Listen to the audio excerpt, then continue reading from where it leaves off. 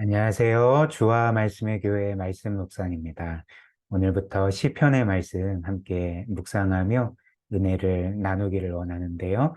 오늘은 시편 13편의 기도, 다윗의 기도입니다. 함께 묵상해 보도록 하겠습니다. 이 시는 말씀드린 것처럼 다윗의 시고요. 특별히 다윗이 고난의 상황 가운데 썼던 시편이자 하나님을 향한 기도이죠. 그렇다면 다윗은 이 시편 13편을 쓰는 당시에 어떤 고난을 겪고 있었을까요? 우리가 구체적으로 그 고난이 어떤 것인지는 정확히 특정하기는 어렵지만 아마도 시편의 내용에 따르면 그는 적에게 고난을 당하고 있었던 것 같습니다. 2절 말씀 한번 보십시오. 나의 영혼이 번민하고 종일토록 마음에 근심하기를 어느 때까지 하오며 내 원수가 나를 치며 자랑하기를 어느 때까지 하리이까. 다윗은 자신의 자신의 원수에 대해서 이야기를 하고 있습니다. 그 원수가 자신을 괴롭히고 치고 있고 또 자랑하고 있다. 어느 때까지 하리이까? 어느 때까지 나를 이대로 두시렵니까? 라고 하나님께 기도하고 있는 거죠.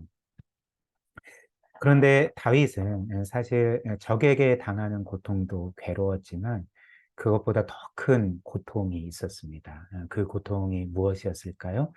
그것은 자신이 이렇게 고난 중에 있는데 적에게 둘러싸여 공격당하고 있는데 그래서 하나님께 간절하게 기도하는데 하나님께서 마치 자신을 버리신 것과 같이 아무 응답을 하시지 않았던 것.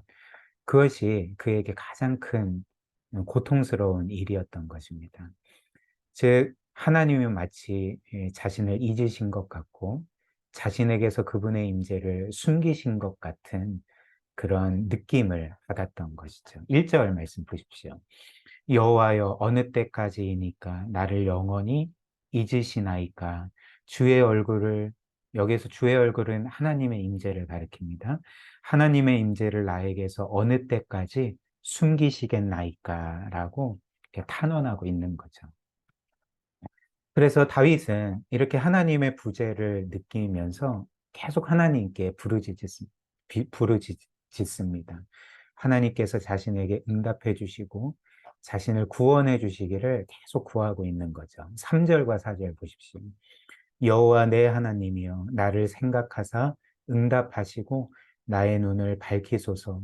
두렵건대 내가 사망의 잠을 잘까 하오며 즉 내가 죽을까 하오며 두렵건대 나의 원수가 이르기를 내가 그를 이겼다 할까 하오며 내가 흔들릴 때에 나의 대적들이 기뻐할까 하나이다. 이 다윗의 시에서 그리고 다윗의 기도에서 우리가 깨닫게 되는 몇 가지 사실이 있습니다. 첫 번째로 이 시편이 우리에게 알려주는 사실은 다윗과 같은 그 훌륭한 사람, 믿음의 사람도 하나님의 부재를 경험하는 영적인 암흑기를 지날 때가 있다는 거죠.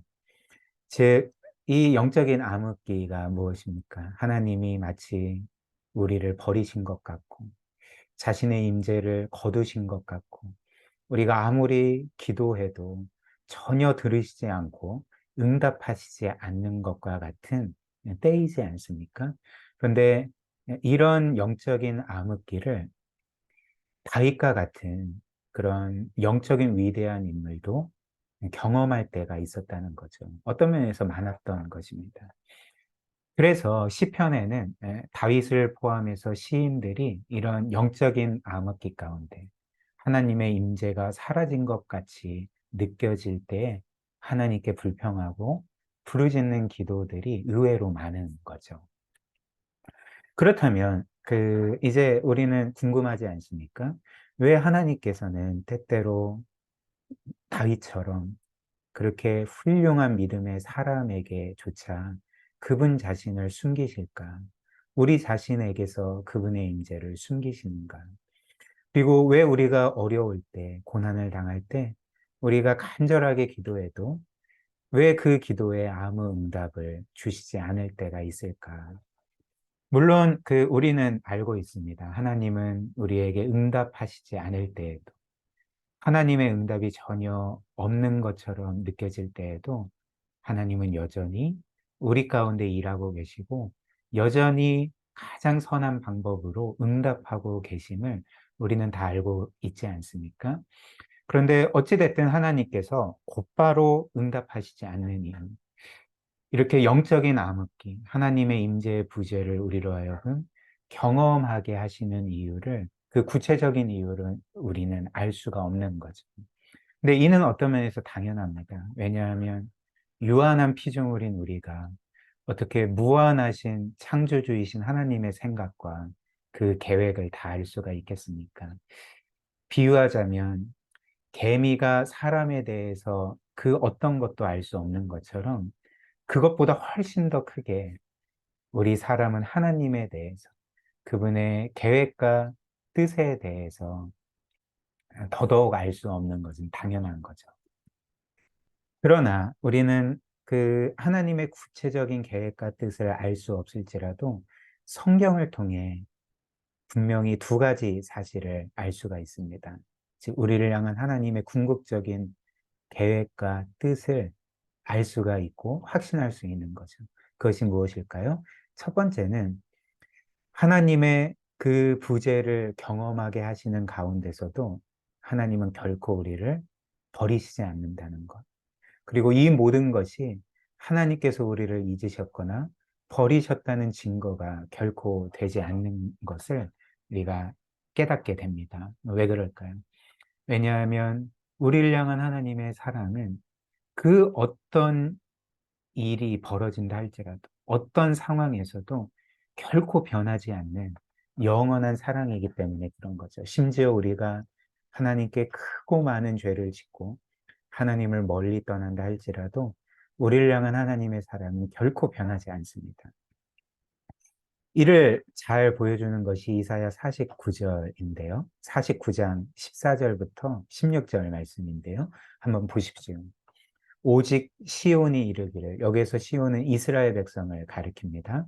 이스라엘 백성이 이르기를 여호와께서 나를 버리시며 주께서 나를 잊으셨다 하였거니와. 지금 다윗과 똑같은 말을 하고 있지 않습니까? 이스라엘 백성도 고난 가운데 여호와께서 나를 버리셨어, 우리를 버리셨어, 주님께서 우리를 잊으셨어, 이렇게 불평하고 항의했다는 거죠. 근데 그런 불평과 항의에 대해서 여호와께서 뭐라고 말씀하셨을까요? 15절부터 보십시오. 여인이 어찌 그 젖 먹는 자식을 잊겠으며 자기 태에서 난 아들을 긍휼히 여기지 않겠느냐. 그들은 혹시 잊을지라도, 즉 너희는, 너희 어미들은 자식을 혹시라도 잊을지라도 나는 너를 잊지 아니할 거다. 나는 결탄코 너희를 잊는 일은 없을 거다. 16절입니다. 내가 너를 내 손바닥에 새겼고 너의 성벽이 항상 내 앞에 있다라고 말씀을 하는 거죠. 이 세상에서 어머니가 가장 사랑하는 것은 자식이 아니겠습니까? 어떤 일이 있어도 어머니는 자식을 잊는 법이 없습니다. 포기하는 법이 없습니다. 그러나 더러 자식을 잊고 버리는 매정한 부모가 있지 않습니까? 그러나 하나님께서는 우리를 결탄코 잊지 않는다는 거죠. 우리의 아버지 되신 그 성부께서는, 그 하나님께서는 우리를 잊지 않으시고 결단코 포기하지 아니하시고 끝까지 우리를 사랑하시고 우리의 삶을 책임지신다. 하나님께서 친히 말씀하시지 않았습니까? 그 다음 두 번째로, 우리는 인생에서 고난과 또 하나님의 부재를 경험하지만 우리가 성경 전체를 통해서 분명히 확인할 수 있는 것은 하나님은 이 모든 것을 통해서 우리에게 가장 선한 결과를 내신다는 거죠. 그래서 하나님은 때때로 이렇게 하나님의 그 부재의 의식을 우리로 하여금 경험케 하지만, 영적인 암흑기를 통과하게 하시지만, 이런 상황에서도 우리에게 늘 선한 일을 하십니다. 이런 고난의 때에 우리를 연단하시고 또 우리에게 죄가 있다면 그 죄에서 돌이키게 하시고 우리를 고치시고 정결하게 하시는 거죠. 또한 이런 그 영적인 암흑기를 통과하게 하심으로써 우리로 하여금 더욱더 하나님을 찾게 하고 또 신뢰하게 하시고 의지하게 하는 그런 영적인 훈련을 통과하게 만드신다는 것입니다. 그래서 로마서 8장 28절처럼 결국은 우리의 삶의 모든 것이 합력하여 선이 되게 하신다는 거죠. 그리고 이 시편 13편이 우리에게 주는 두 번째 메시지가 있습니다.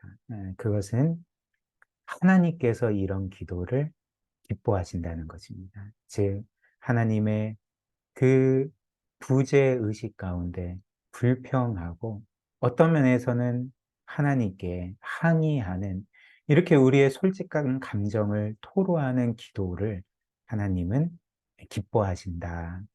이 시편에서 우리에게 이제 그렇게 그분의 마음을 알려주시는 거죠.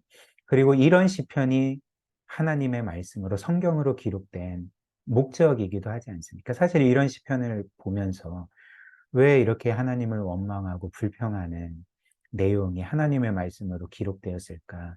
우리가 때로는 의구심을 갖지 않습니까? 그러나 이런 시편이 성경에 하나님의 말씀으로 기록된 것은 하나님이 그것을 기뻐하시기 때문에 우리가 하나님께 이렇게 왜 그분의 임재를 숨기십니까?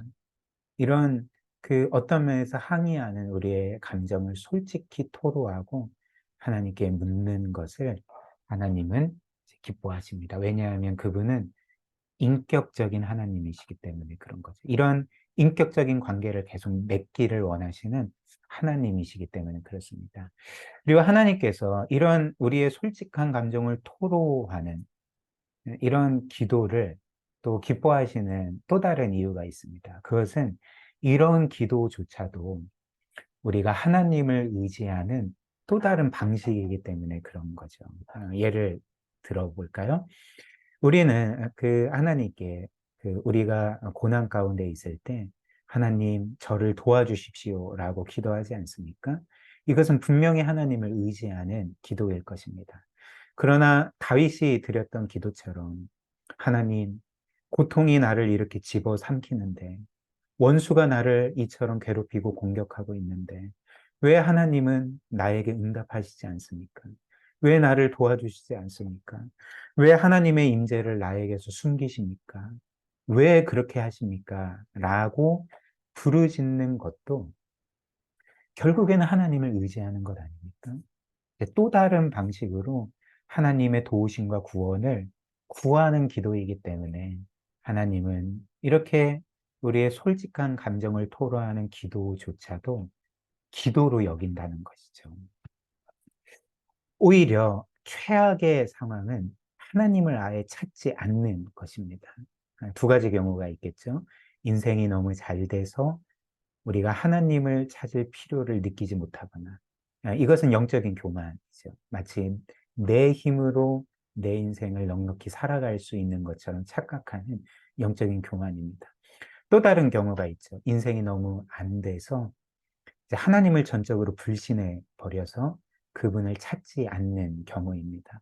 이 또한 영적인 교만입니다. 왜냐하면 이렇게 하나님을 불신해 버리는 것. 이런 상황에서 하나님이 도우시지 않았기 때문에 하나님은 나를 버리셨습니다.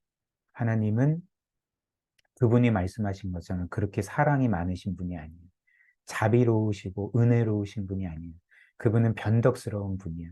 그분의 사랑은 변할 수 있어. 그러니까 이런 식으로 우리가 하나님을 판단하는 자리에 앉는 것이기 때문에 이렇게 영적으로 좌절해 버리고 하나님을 불신해 버리고 하나님께 전혀 기도하지 않는 것도 이제 또 다른 영적인 교만이라는 것입니다. 그리고 마지막 세 번째로 이렇게 하나님의 부재를 느낄 때에도 우리는 반드시 하나님의 사랑을 기억하고 신뢰하여서 끝까지 하나님을 찾고 구하는 것이 중요하다는 것입니다. 하나님이 우리에게 궁극적으로 원하시는 것이 바로 이것인 거죠. 그래서 다윗은 이 시편 13편 초반부에는 하나님을 원망하고 불평하고 왜 하나님 하나님의 임재를 나에게 숨기십니까? 왜 나에게 응답하시지 않습니까? 라고 솔직한 감정을 토로했지만 마지막에는 어떻게 합니까? 그럼에도 불구하고 다윗은 하나님의 사랑을 기억하고 신뢰하고 의지하는 거죠. 그리고 그로 인해서 하나님의 구원을 확신하게 됩니다. 5절과 6절 한번 보십시오. 나는 오직 주의 사랑을 의지하여 싸우니 나의 마음은 주의 구원을 기뻐하리이다. 내가 여호와를 찬송하리니 이는 주께서 내게 은덕을 베푸심이로다. 우리 이 시편을 우리의 삶에 한번 적용하고 말씀을 마무리하기를 원합니다. 우리도 다윗처럼 인생에서 고난을 겪고 특별히 그 가운데 하나님의 구제를 경험할 때가 있지 않습니까? 하나님이 나를 잊으신 것 같고 나를 버리신 것 같은 그런 감정을 느낄 때가 있습니다. 그런데 그때 하나님께서 우리에게 원하시는 것이 무엇일까요? 좌절해 버리는 것이 아니라, 그래서 더 이상 하나님을 불신하고 찾지 않는 것이 아니라 우리의 솔직한 감정을 토로하면서 끝까지 하나님을 찾는 것입니다. 구하는 것이고 하나님을 신뢰하는 것이고 기도를 멈추지 않는 것이죠. 특별히 다윗이 마지막에 고백했던 것처럼 하나님이 우리에게 가장 원하시는 것은 우리의 상황과는 상관없이 우리를 향한 하나님의 사랑을 기억하고 그 사랑을 확신하고, 그래서 이처럼 우리를 사랑하시는 하나님께서 결국은 가장 선하고 영광스러운 일을 나에게 우리 가운데 이루실 거다 확신하며 끝까지 기도하는 것을 원하신다는 것입니다. 그리고 이렇게 하나님의 사랑을 기억하고 확신하기 위해서 우리는 그리스도의 십자가를 바라봐야 하는 거죠. 그래서 정말 어떤 면에서 우리는 하나님의 부재의식을 경험하지만 그 하나님은 우리를 위해 독생자까지 아낌없이 내어주신 분이시고 그 독생자이신 성자 하나님께서는 우리를 위해 생명까지 아낌없이 내어주신 분이라면 우리는 그분의 사랑을 의심할 수 없다. 나는 하나님의 사랑을 결코 의심하거나 부정해 버릴 수 없고, 내가 이렇게 하나님의 부재를 경험한다 할지라도 하나님은 여전히 나를 사랑하고 계시고 돌보고 계시고 나를 가장 선하고 영광스러운 길로 인도하실 거다. 그러니까 이런 확신을 우리는 그리스도의 십자가를 통해 얻고 끝까지 하나님께 기도할 수 있게 되는 것입니다. 우리 마지막으로 함께 기도할까요? 우리가 이처럼 인생의 어려움을 겪을 때뿐만 아니라 우리의 삶이 평탄할 때도 늘 동일하게 하나님을 찾고 구할 수 있도록, 특별히 하나님의 사랑을 어떤 상황에서도 신뢰하고 확신하며 늘 하나님을 찾고 구하고 그분을 신뢰하고 의지하는 기도의 삶을 살아가게 해달라고, 그런 은혜 오늘 함께 구하면서 기도하도록 하겠습니다.